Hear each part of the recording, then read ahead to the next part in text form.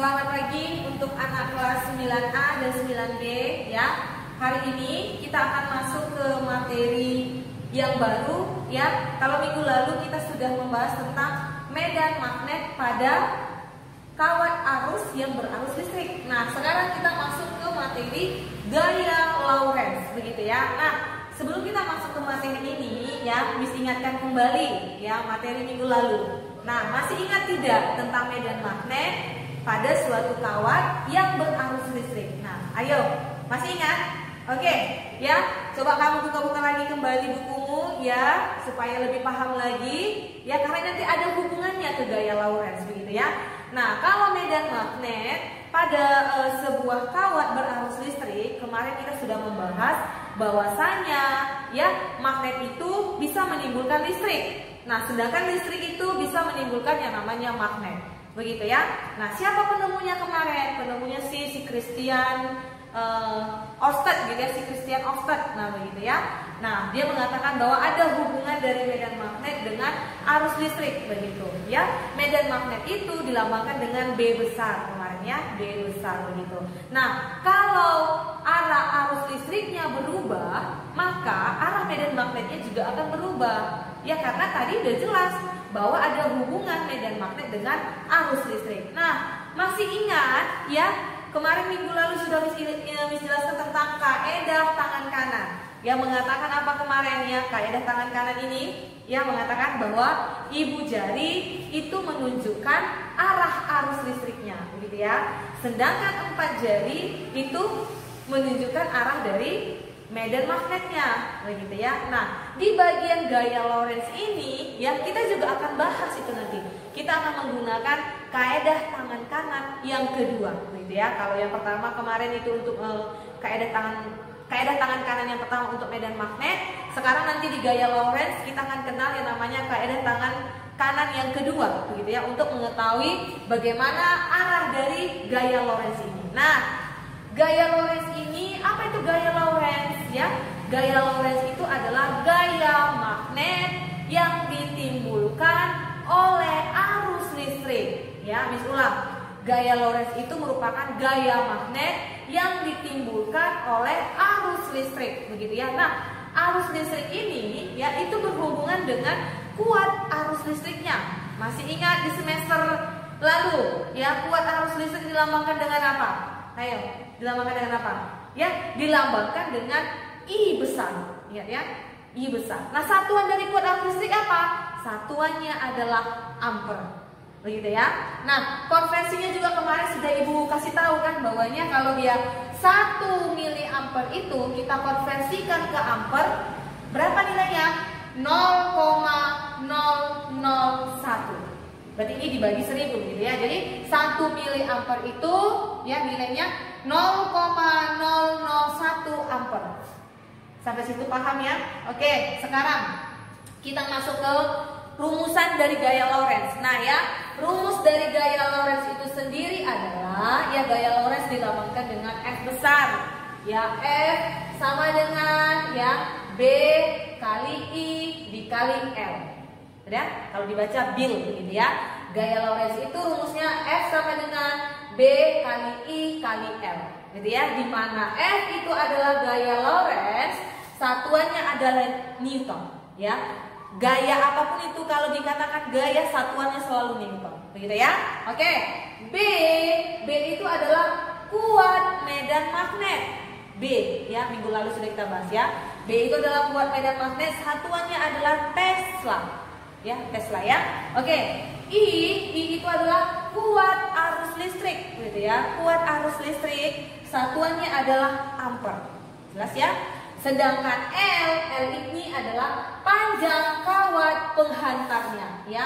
L ini adalah panjang kawat penghantarnya, satuannya adalah meter, begitu. Nah, sampai sini jelas ya rumusannya. Sekarang kita masuk. Bagaimana Miss kita mengetahui arah dari gaya Lorentz-nya? Kita menggunakan apa Miss? Ya, kita menggunakan yang namanya kaedah tangan kanan, ya. Sekarang coba kamu perhatikan ya, kaedah tangan kanan, gitu ya. Kita anggap bahwa ibu jari, ya, ibu jari ini adalah menunjukkan arah arus, begitu ya. Sedangkan jari telunjuk, ya, ini jari telunjuk, ini menunjukkan yang namanya arah medan magnet. Oke ya, jelas sampai situ. Dan jari tengah, ya, ini menunjukkan arah dari gaya Lorentz. Berarti begini ya, dia agak gini ya. Nah, ini dia ya. Inilah kaidah tangan kanan ya. Nah, artinya apa?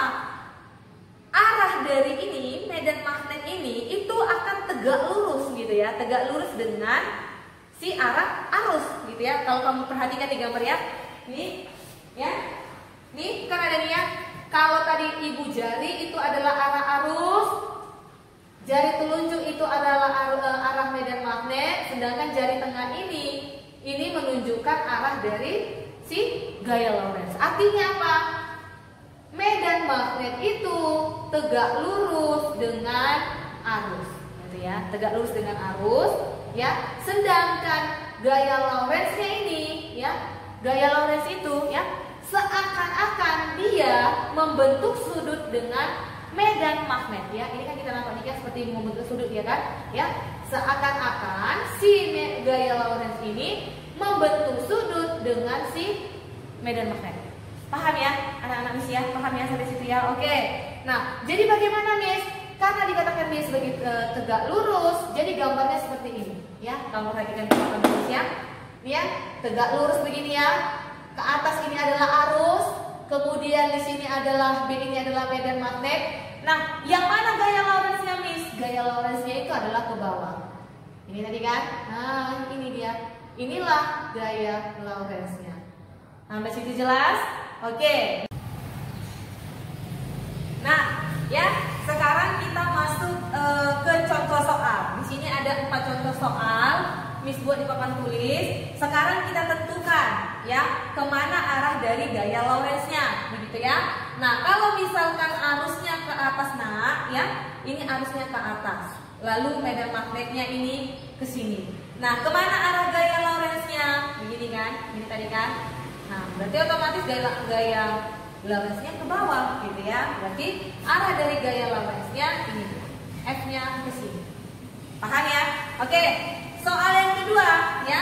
Kalau ini dibalik lagi ya, dibalik lagi. Kalau arusnya ini ke bawah, lalu arah medan magnetnya ini ke sini, kemana arah gaya Lorentz-nya? Arah gaya Lorentz-nya pasti ke sini. Nah, inilah arah gaya Lorentz-nya. Begitu ya? Jelas ya? Oke. Nah, sekarang yang nomor 3. Nah, ini ya. Kalau arusnya ke sini, nak, ya, ini kan arusnya ke sini nih kan. Medan magnetnya di sini nih, E-nya kan tegak lurus dia tadi kan. Nah, kemana arah dari gaya Lorentz-nya? Gaya Lorentz-nya akan mengarah ke sini. Inilah arah dari gaya Lorentz menggunakan kaidah tangan yang kedua tadi kan. Begitu ya? Oke, yang terakhir. Nah, kalau ini arusnya ke sini, ya, ini arusnya, ya, ini arusnya, ya, ke bawah ini adalah medan magnetnya, ya. Kemana arah gaya Lorentz-nya itu? Ya, pastilah akan ke arah sini ya. Ini ya, inilah arah gaya Lorentz. Kan gitu ya. Ya, kalau kita balik beginilah tangan kita ya, pasti gaya Lorentz-nya akan ke sana dia ya, gini ya. Gimana ya? Nah, pokoknya beginilah, tuh ya. Nah, pasti dia akan membentuk sudut dengan si medan magnet begitu ya. Oke ya. Oke. Itulah untuk menentukan arah dari gaya Lorentz begitu ya. Sekarang ya, kita masuk ke contoh soal. Ya, Ibu bacakan ya. Kita masuk ke contoh soal. Kalau kamu punya buku IPA terpadu, boleh kamu lihat di bukumu ya. Ada 2 contoh soal yang akan kita bahas ya. Silahkan kamu buka halaman 210, soal nomor 10 begitu ya. Ibu bacakan soalnya. Nah, penghantar dengan panjang 60 cm berada dalam medan magnet 200 Tesla. Nah, sekarang sudah masuk ke soal hitungannya. Nah, jika penghantar tersebut ya dialiri listrik, nah, arusnya diketahui 100 mA. Oke. Nah, besar gaya Lorentz yang timbul adalah berapa? Jelas pertanyaannya ya. Kita buat dulu diketahuinya begitu ya. Penghantar dengan panjang 60 cm. Nah, ada panjang kawat penghantarnya. Itu apa? Berarti kita diketahui adalah L-nya begitu ya. Nah, oke, kita buat ya, diketahui. ya. Diketahui panjang dari kawat penghantar itu ya nilainya 60 cm. Miss buat begini. 60 cm. Nah, ini harus kita rubah dulu ke dalam meter. Berapa? 0,6. Berarti 60 kita bagi 100, 0,6 meter gitu ya. 0,6 meter. Oke, sip. Berikutnya ya. Berada dalam medan magnetik katanya. Berarti berada dalam medan magnetik, berarti B-nya. Kuat medan magnetiknya diketahui ya. B-nya B itu 200 Tesla ya, 200 Tesla. Oke. Berikutnya ya, jika penghantar tersebut dialiri listrik, nah kuat arus listriknya diketahui dia I, berarti ya I-nya itu 100 ya, 100 miliampere. Nah, ini masih dalam miliampere, nak. Berarti harus kamu rubah dulu ke dalam ampere. Ya, 1 miliampere tadi berapa? 0,001 ampere dibagi 1000. Berarti kalau dia 100 miliampere, kita rubah ke ampere, berarti 100 kita bagikan 1000. Berapa? 0,1 ampere, gitu ya. 0,1 ampere. Nah, pertanyaannya apa? Pertanyaannya, besar gaya Lorentz-nya itu berapa? Berarti ditanya ya, ditanya berapakah besar gaya Lorentz-nya? Berarti F ya. Sekarang kamu masukkan dengan persamaan ini. Rumusnya apa? F itu sama dengan Bill, gitu ya. Berarti kita buat F sama dengan B dikali arus dikali dengan L, ya. Maka F sama dengan B-nya berapa? 200 Tesla, ya. Tinggal kamu masukkan begini ya, 200 Tesla. Ya, kita kali dengan arusnya berapa tadi? Yang sudah dirubah ke ampere. 0,1 ampere. Kita kalikan dengan panjang kawatnya berapa tadi? Yang sudah kita rubah ke meter, 0,6 meter, gitu ya. 0,6 meter. Nah, 200 kita kalikan 0,1, 20, ya kan? 20 kita kalikan 0,6, hasilnya 12, ya. Maka dapatlah ya, besar gaya Lorentz itu adalah 12 Newton. Ya, sampai sini jelas? Ya, ini boleh kamu catat dulu. Oke, biar kita masuk ke contoh soal yang kedua, ya.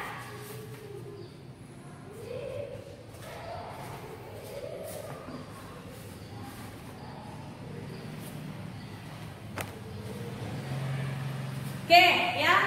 Kita masuk ke contoh soal yang kedua ya. Sudah ini Ibu hapus.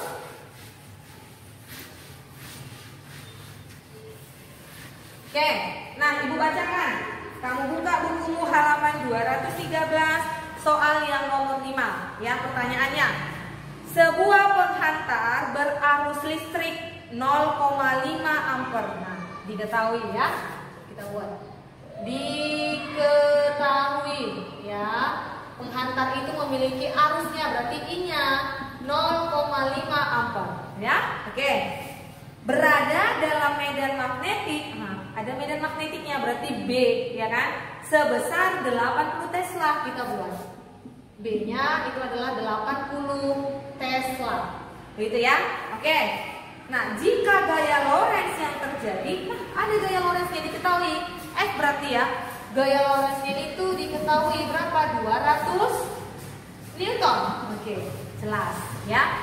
Nah, pertanyaannya, berapakah panjang penghantar yang digunakan? Berarti apa? Berapa panjang kawat penghantarnya adalah L yang ditanya. Oke, kita selesaikan soalnya ya. Berarti yang ditanya di sini ya, berapakah L-nya begitu? Oke, ya dari mana Miss kita dapat ya? Dari persamaan dari gaya Lorentz ini ya, kita selesaikan. Berarti F sama dengan B kali I kali R, Bill gitu ya. Oke, kalau kita pindahkan L-nya di sini kan L yang mau kita cari, karena berarti rumusnya berubah menjadi apa? F dibagi dengan B dikali I.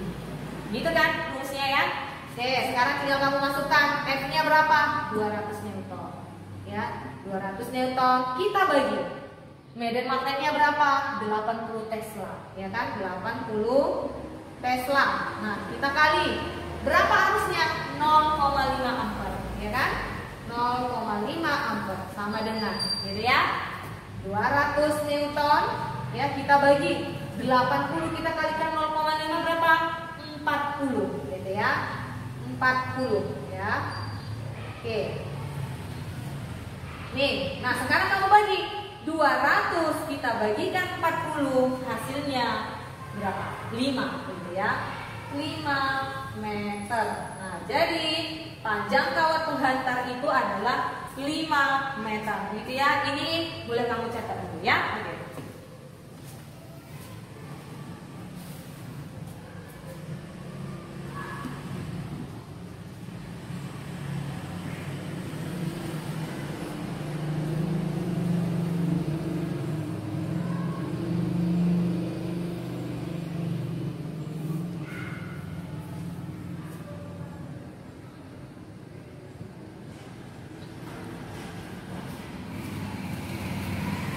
Oke, baik ya. Cukup sekian pertemuan kita hari ini. Miss ucapkan terima kasih untuk anak-anak semua ya. Silakan materi dari pertemuan pertama sampai hari ini kamu lengkapi di buku catatanmu ya. Mana nanti yang kurang paham boleh kamu tanyakan sama Miss. Baik ya. Oke, minggu depan ya kita akan ulangan harian yang pertama. Ya, materinya dari mana, Miss? Dari pertemuan pertama sampai pertemuan hari ini ya. Silakan materinya kamu baca, kamu pahami ya supaya minggu depan kamu bisa menjawab soal-soal ulangannya ya. Cukup sekian hari ini ya. Tetap semangat anak-anak Miss. Jangan bermalas-malasan ya. Kalau tidak paham boleh tanyakan sama Miss ya. Ikuti proses pembelajaran daring dengan sebaik-baiknya ya. Itu saja. Selamat pagi untuk kita semua ya.